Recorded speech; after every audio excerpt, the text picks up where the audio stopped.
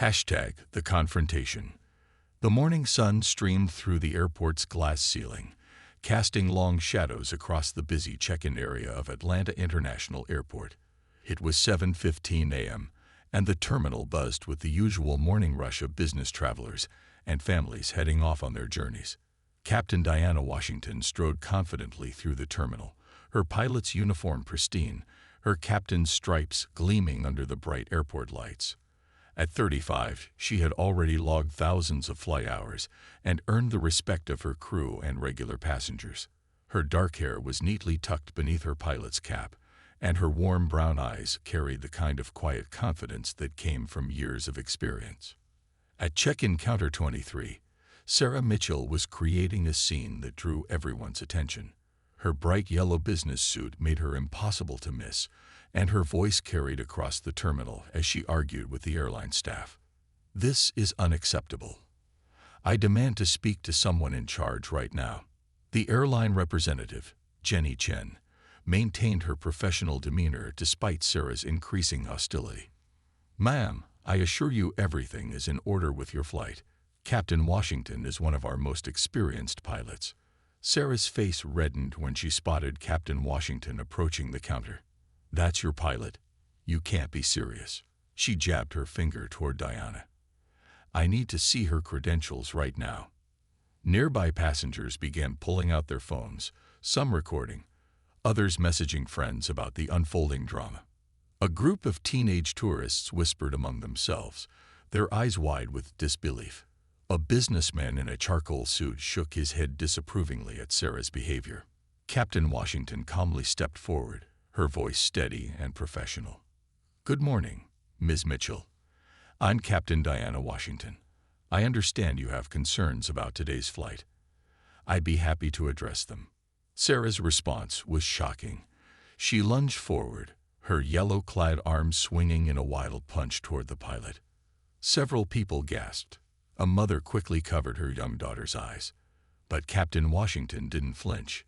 With the same precision she used in the cockpit, she simply took one step back, letting Sarah's momentum carry her forward awkwardly. Security officers, who had been watching the situation, immediately moved in.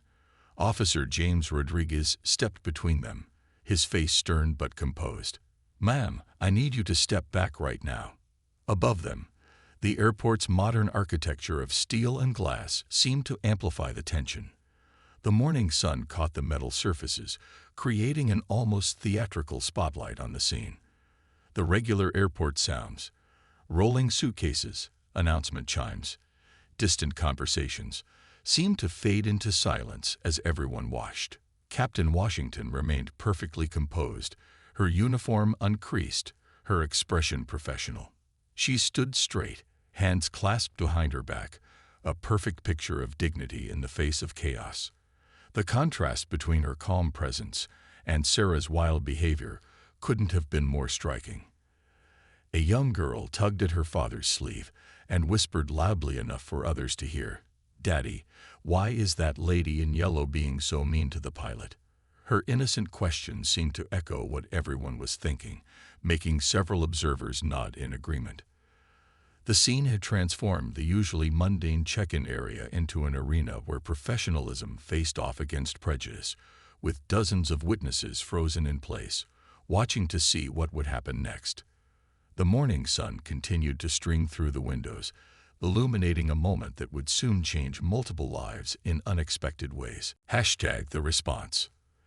The tension in the airport terminal hung thick in the air like storm clouds before rain. Security officers flanked Sarah Mitchell, whose yellow suit seemed even brighter under the harsh fluorescent lights. Her failed attempt at striking Captain Washington had left her slightly off balance, both physically and emotionally. The crowd of onlookers had grown larger, their phones still recording every moment of the unfolding drama. Captain Diana Washington took a slow, deliberate breath before speaking. When she did, her voice carried the same reassuring tone she used during flight turbulence, steady, confident, and calming. "Ms. Mitchell, I understand you're concerned about your flight's safety. That's actually something I take very seriously." She reached into her pilot's bag and pulled out her credentials, holding them up for everyone to see. The leather case contained not only her pilot's license, but also photographs of her receiving various aviation awards. "I've been flying for 15 years, she continued, her voice carrying clearly across the now quiet terminal. "Before joining commercial aviation, I served as a pilot in the Air Force, where I flew combat missions and later trained other pilots." A young man in the crowd whispered audibly to his friend, "That's incredible." Several heads nodded in agreement. Sarah's face flickered with uncertainty for the first time. Captain Washington stepped forward, maintaining a respectful distance, but close enough to establish a more personal connection. "I'd be happy to discuss our flight plan with you. We're expecting some interesting weather patterns over the Midwest, and I've already planned our route to avoid the worst of it." She pulled out a tablet displaying weather radar maps, speaking with genuine enthusiasm about the technical aspects of the upcoming flight. An elderly gentleman in the crowd spoke up. "I've been flying for 40 years, young lady, and I've never heard a pilot give such a thorough pre-flight explanation. We're in good hands here." Sarah's aggressive stance began to waver. Her eyes darted between Captain Washington's credentials, the supportive crowd, and the professional way the pilot carried herself. The security officers remained alert but could sense the shifting atmosphere. A flight attendant approached with a tablet showing Captain Washington's flight history and safety record. "Captain Washington has one of the highest passenger satisfaction ratings in our airline's history," she added proudly. "Last month, she safely landed a plane during that terrible storm in Chicago." The captain smiled warmly at the flight attendant before turning back to Sarah. "Ms. Mitchell, I understand that flying can make people nervous. If you'd like, I can walk you through every safety feature of our Boeing 787. It's quite an impressive aircraft." Several passengers had put their phones down now, more interested in listening to Captain Washington's explanation than recording the confrontation. Even children in the crowd were fascinated by her descriptions of the plane's advanced features. The morning sun had fully risen now, streaming through the terminal's windows and catching the wings of a plane taking off in the distance. Captain Washington gestured toward it, explaining the principles of lift and flight with such clarity that even those who never cared about aviation found themselves drawn in. Sarah's hands, which had been clenched into fists, slowly relaxed at her sides. The security officers exchanged knowing looks. They had seen many confrontations in this terminal, but never one that had been diffused with such grace and expertise. The whole scene had transformed from a moment of conflict into an impromptu masterclass in both aviation and professional dignity. #The Turning Point. Flight 2317 had been in the air for just over an hour when the first signs of trouble appeared. Sarah Mitchell sat stiffly in seat 14C, her bright yellow suit jacket now carefully folded in the overhead compartment. She kept her eyes fixed on her laptop screen, trying to ignore the occasional curious glances from other passengers who remembered the scene at the terminal. The first bump was gentle, barely enough to rattle the ice in the drink cups. Then came another, slightly stronger. Captain Washington's voice came over the intercom, calm and clear. "Ladies and gentlemen, we're entering an area of turbulence. Please return to your seats and fasten your seatbelts." Sarah's hands gripped the armrests, her knuckles turning white. The passenger next to her, an elderly woman named Rose, noticed her distress. "First time flying?" she asked kindly. "No," Sarah whispered, her voice shaking. "I fly all the time for business, but I've always been afraid. I usually take anti-anxiety medication, but today I forgot." The admission seemed to cost her something, her earlier bravado crumbling like a sandcastle in the tide. The plane suddenly dropped, causing several passengers to gasp. Sarah's laptop slid off her tray table, but the passenger in front of her caught it just in time. The cabin lights flickered once, twice. Outside the windows, dark clouds pressed against the aircraft like giant cotton balls dipped in gray paint. Captain Washington's voice returned, steady as a lighthouse in a storm. "Folks, we're experiencing some unexpected turbulence due to a weather system that's developed along our route. I've already requested a new flight path to take us around the worst of it. In the meantime, please remain seated with your seatbelts fastened. Our flight attendants will be securing the cabin." Sarah closed her eyes tightly, her breathing becoming rapid and shallow. Rose gently touched her arm. "Listen to the captain's voice," she suggested. "Notice how calm she is. That's 15 years of experience right there." The plane shuddered again, and tears began rolling down Sarah's cheeks. A flight attendant who was securing a nearby overhead bin paused to hand her a tissue. "Captain Washington is known for handling turbulence beautifully," she reassured Sarah. "During last month's storms, she was the only pilot who managed to land at Chicago without diverting." As if on cue, the captain's voice returned. "Everyone, I'm tracking the air currents on our weather radar. Think of them like waves in the ocean. We can't stop them, but we can ride them skillfully. I'm adjusting our altitude to find smoother air, which should take about 5 minutes. In the meantime, if you look out the left side windows, you might catch a glimpse of a beautiful cloud formation created by this weather system." Several passengers, momentarily distracted from their fear, peered out the windows. The dark clouds had indeed formed spectacular shapes, backlit by patches of sunlight breaking through. Sarah found herself looking too, her death grip on the armrests loosening slightly. The next few minutes brought more bumps, but true to Captain Washington's word, they gradually decreased in intensity. Each time the plane moved, her voice would return, explaining what was happening in simple, reassuring terms. Sarah found herself hanging on every word, the same voice she had dismissed hours earlier now becoming her anchor to calmness. Rose patted her hand gently. "You know," she said quietly, "sometimes our worst moments lead us to see things differently. Maybe this isn't just turbulence you're flying through." Sarah nodded slowly, wiping away the last of her tears. High above the clouds, surrounded by strangers who had witnessed both her worst and most vulnerable moments, something was indeed beginning to change. #the emergency. Just as the turbulence began to ease, an unusual sound caught the attention of the passengers, a deep mechanical groan from somewhere beneath the floor. The plane's lighting flickered again, this time staying dimmer than before. Sarah, still catching her breath from the turbulence, felt her heart jump into her throat. Captain Washington's voice came through the speakers, maintaining its remarkable steadiness. "Ladies and gentlemen, I need your complete attention. We've encountered a mechanical issue with one of our systems. While this is a serious matter, I want to assure you that this aircraft is designed with multiple backup systems, and we are well prepared for situations like this." The flight attendants moved with practiced efficiency, their faces calm but focused.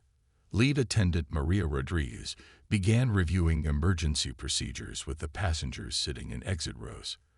The cabin remained surprisingly quiet, passengers drawing strength from the crew's professional demeanor.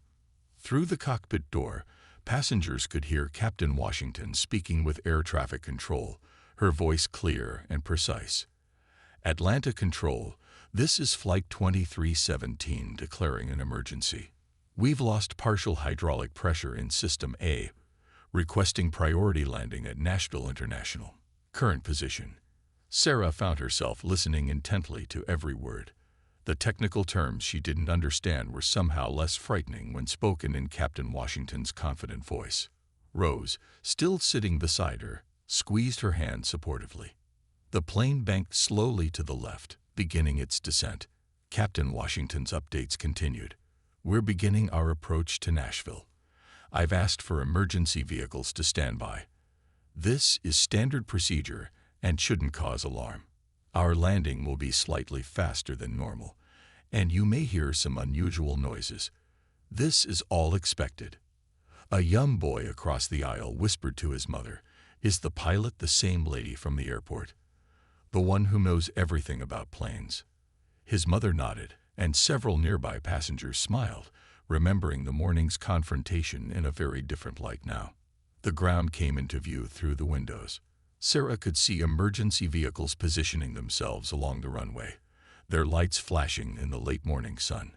Her yellow suit jacket lay forgotten in the overhead bin as she gripped her armrests, this time not from prejudice or anger, but from a new understanding of what real courage looked like.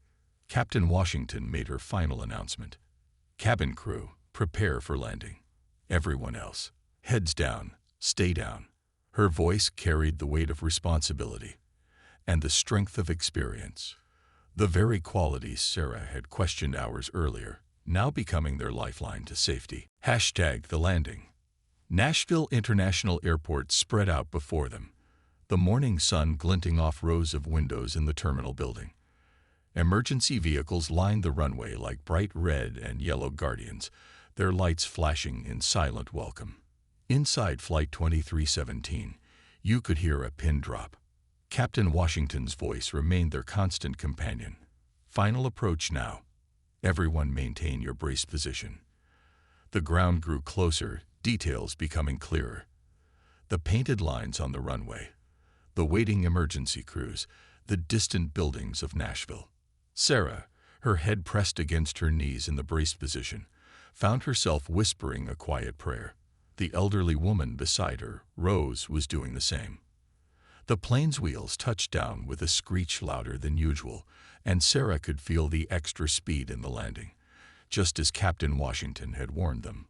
The aircraft shuddered as the reverse thrusters engaged at full power. Everyone could feel the plane pulling against its own momentum, fighting to slow down. Captain Washington's skilled hands kept them perfectly centered on the runway, despite the partial loss of hydraulics. The emergency crews raced alongside them, a parade of flashing lights keeping pace with their controlled descent. Finally, the plane came to a complete stop. For a moment, nobody moved. Then, like a wave breaking on shore, applause erupted throughout the cabin. People were crying, laughing, hugging complete strangers. A small child's voice rang out. "That was awesome," bringing nervous laughter from the adults. The flight attendants quickly organized an evacuation, but Captain Washington's calm voice informed them it wasn't necessary to use the emergency slides. "We'll deplane normally through the jet bridge. Welcome to Nashville, everyone. And thank you for your outstanding cooperation during this situation." As passengers stood to gather their belongings, many of them looked toward the cockpit with newfound respect. The flight attendants were smiling now, the tension melting from their shoulders. Sarah reached up to the overhead bin, her hands shaking slightly as she pulled down her yellow suit jacket, the same one she'd worn during her angry outburst just hours ago. Through the cockpit door, they could hear Captain Washington completing her final checks and speaking with ground control. Her voice hadn't wavered once throughout the entire emergency. Several passengers stopped by the cockpit to express their gratitude, forming a spontaneous receiving line. Sarah remained in her seat, the yellow jacket folded in her lap, tears streaming down her face. Rose patted her hand one final time before standing to leave. "Sometimes," Rose said softly, "our guardian angels don't look quite like we expected them to." The morning sun streamed through the cabin windows, catching the silver wings pinned to Captain Washington's uniform as she finally emerged from the cockpit. She stood by the exit, professional as ever, thanking each passenger as they deplaned. Her calm smile hadn't changed since the morning. From confrontation to crisis, she had remained the very picture of competence and grace. #The aftermath. The Nashville International Airport terminal buzzed with activity as passengers from Flight 2317 shared their story with waiting family members and airport staff. News crews had already gathered, their cameras capturing footage of the emergency vehicles still parked near the runway. But in a quiet corner near Gate B7, a different kind of story was unfolding. Sarah Mitchell stood quietly, her yellow suit jacket folded over her arm, watching as Captain Washington finished her post-flight checks and spoke with airport officials. The morning's events played through her mind like scenes from a movie. Her angry outburst at check-in, the terrifying turbulence, the emergency landing. Each memory made her cheeks burn with shame. Other passengers walked past, some still thanking the captain, others calling loved ones to share their experience. A young girl stopped to ask Captain Washington for an autograph, her mother beaming proudly as the pilot knelt down to sign the child's notebook and explain how planes stay in the air. When the crowd finally thinned, Sarah took a deep breath and stepped forward. Her hands trembled as she smoothed her skirt, a nervous habit from childhood. Captain Washington turned to face her, still wearing that same professional expression she'd maintained throughout the entire ordeal. "Captain Washington," Sarah began, her voice barely above a whisper. I don't even know how to begin." Tears welled up in her eyes, but this time they were tears of remorse rather than fear. The captain simply waited, giving Sarah the space to find her words. Around them, the airport continued its usual rhythm. Announcements echoing overhead, luggage carts beeping as they passed, distant conversations creating a gentle hum of humanity. "I grew up in a small town in Georgia," Sarah continued, her voice growing stronger. "My father, he taught us certain things about people who looked different from us. I never questioned it.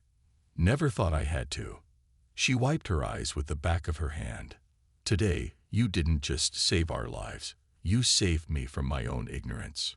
Captain Washington's professional expression softened slightly. "Ms. Mitchell, fear and prejudice often come from what we're taught, not what we've learned for ourselves." Rose, the elderly woman who had sat next to Sarah, appeared beside them. "I hope you don't mind me interrupting," she said gently, "but I thought you both should know. My late husband was one of the first black airline mechanics in Tennessee. He always said change happens one person at a time, one moment at a time." Sarah nodded, tears flowing freely now.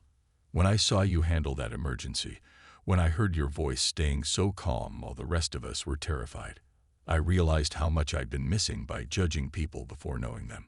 All those years of hatred my father taught me just fell away in those moments."